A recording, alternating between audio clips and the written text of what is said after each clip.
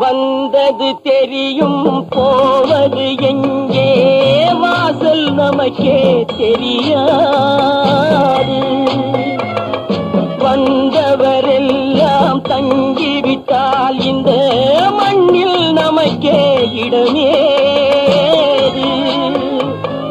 வாழ்க்கை என்பது வியாபாரம், வரும் ஜனனம் என்பது வரவாகும், அதில் மரணம் என்பது செலவாகும். போனால் போகட்டும் போடா, போனால் போகட்டும் போடா.